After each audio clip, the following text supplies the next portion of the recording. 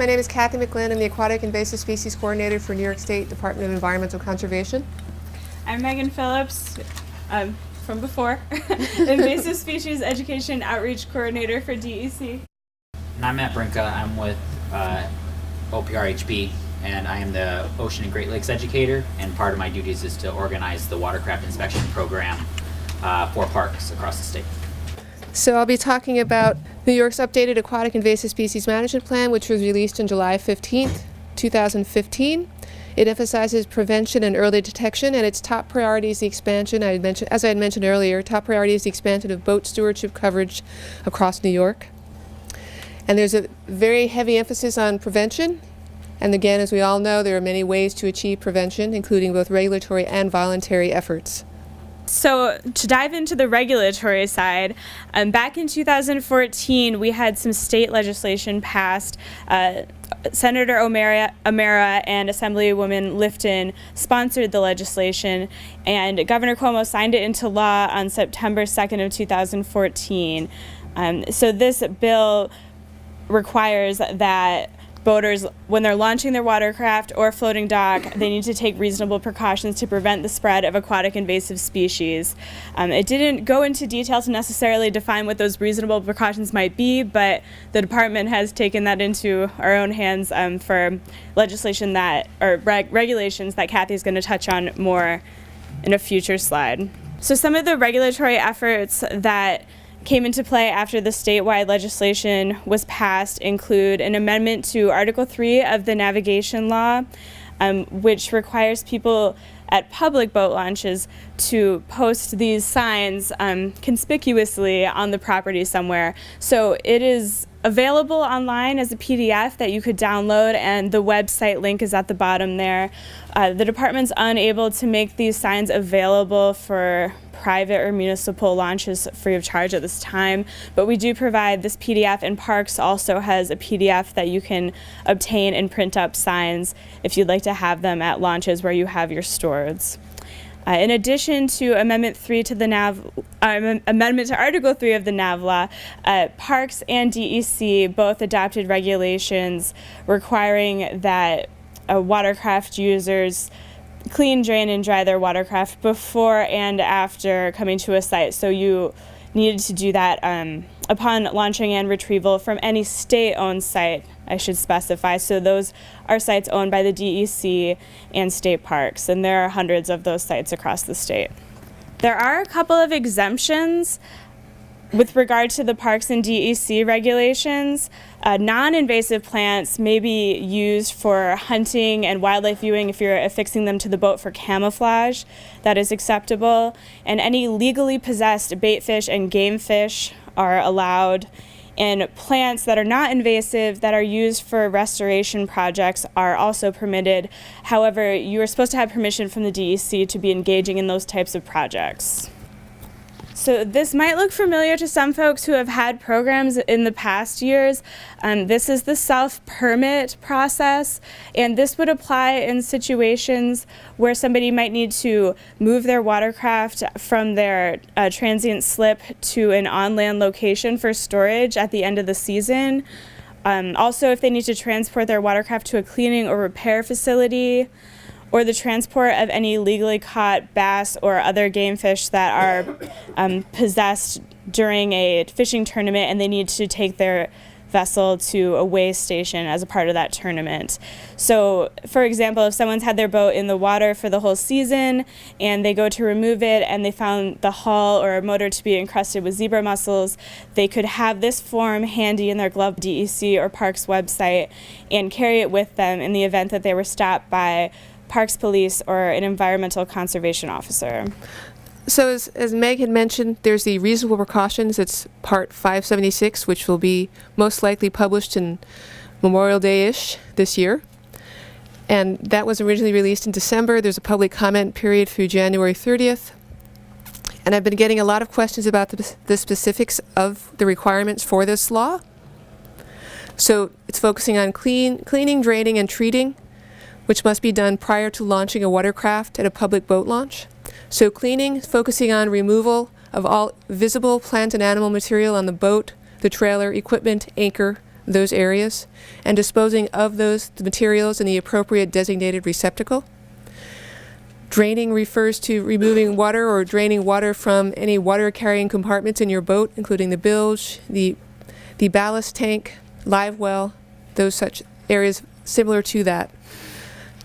And as far as treating, that focuses on both drying, rinsing, and in the case of marine boats, there's also painting with the anti-fouling paint. So the drying, in some cases, would include drying in the air in sunlight or in a heated storage area for 5 days, or 3 days at sub-freezing temperatures during the wintertime.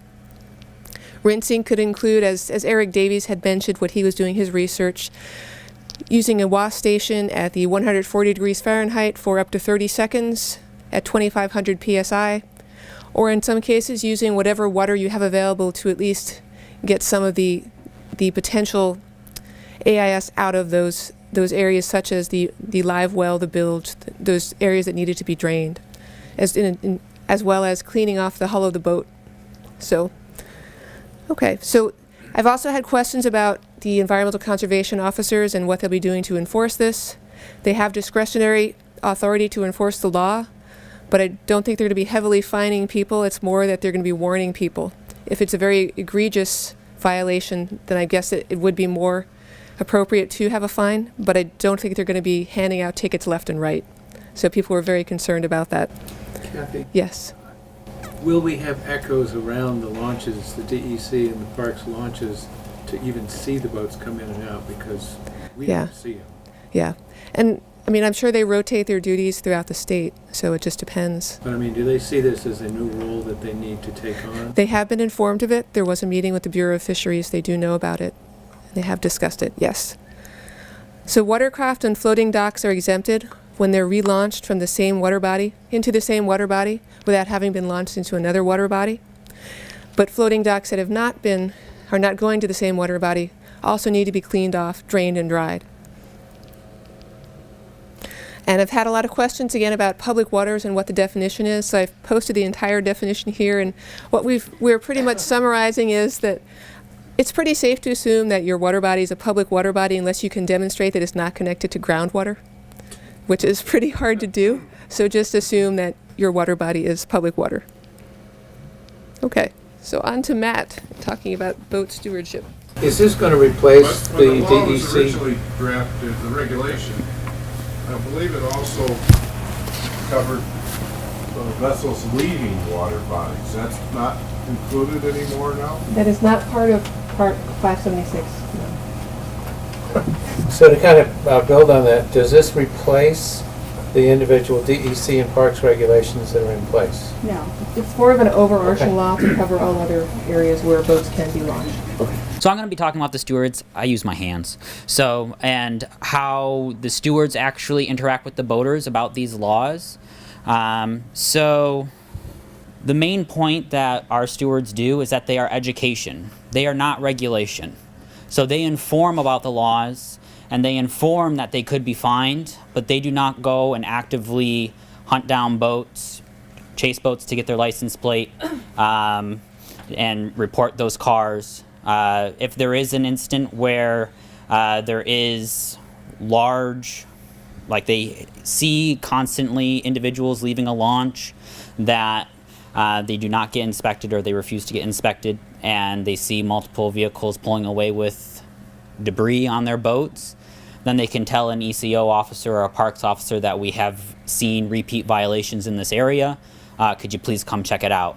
But a lot of these kids are college students, especially for me. A lot of my stewards are isolated in regions that we cannot easily get to them quickly if something were to happen. If they were to write down a license plate number, that person sees that and then gets aggressive towards this individual. So it's a safety measure for our stewards. They are not trained to be regulation officers. We have those people within Parks and DEC to do that. So we provide, like I said, we do not do those types of practices, but we do provide the regulations, and we do say, hey, if you're pulling away from here, just know you could get pulled over and be fined if an ECO officer or a park officer shows up. We also do provide those transportation permits that Megan was labeling before. So if they are going into dry dock for the winter or something along those lines, we provide those permits. That's basically their interactions with the regulations. So are boat stewardship programs required by law? No, they are not. But New York State does support and help with the development of these programs through these workshops and also through the AIS statewide, the statewide AIS spread prevention program. So where does this regulation apply? In the text of the reg, it says all public water bodies, and Kathy went into detail to expound on what constitutes a public water body. So to reiterate what she said, anything that is hydrologically connected to any public surface waters or groundwater constitutes a public water body. And I want to make a distinction. I know in the Adirondacks and other parts of the state there are some lakes that have all private access. Those individuals that are launching their boats into the water body that they have a dock and their neighbors have docks and there's no public access, they still need to abide by these regulations. They are not exempt. So who is responsible for cleaning the clean, drain, dry protocol? Any watercraft user, anyone who's using these areas for recreation. And how are public water bodies defined? Here we are again. So the public water bodies, like we said, lakes, bays, sounds, ponds, impounding reservoirs, springs, rivers, streams, creeks, estuaries, marshes, inlets, canals, and the Atlantic Ocean within the state boundaries of New York, and all other surface waters, natural or artificial, so that would include reservoirs, inland or coastal. Anything that is not a pond that's in your backyard that is lined, or a bathtub, or your swimming pool, includes public waters. All right, so how do you define a watercraft? So a watercraft, in the case of this law, means every motorized or non-motorized boat, vessel, or vehicle capable of being used or operated as a means of transport or recreation in or on water. Okay, one final FAQ. So, what if my watercraft or dock is only launched or placed in a single water body and does not leave that site throughout the season? So there is an exemption in Part 576 for that type of situation. If you're taking your dock out at the end of the season and it's just going to hang out in your yard or your shed, or I guess that would be a big shed, that's okay. You don't need to follow any of those reasonable precautions before you put it back in the water body. And I mean, I guess that's pretty straightforward. It's only if it's going back into the same water body in that same general location.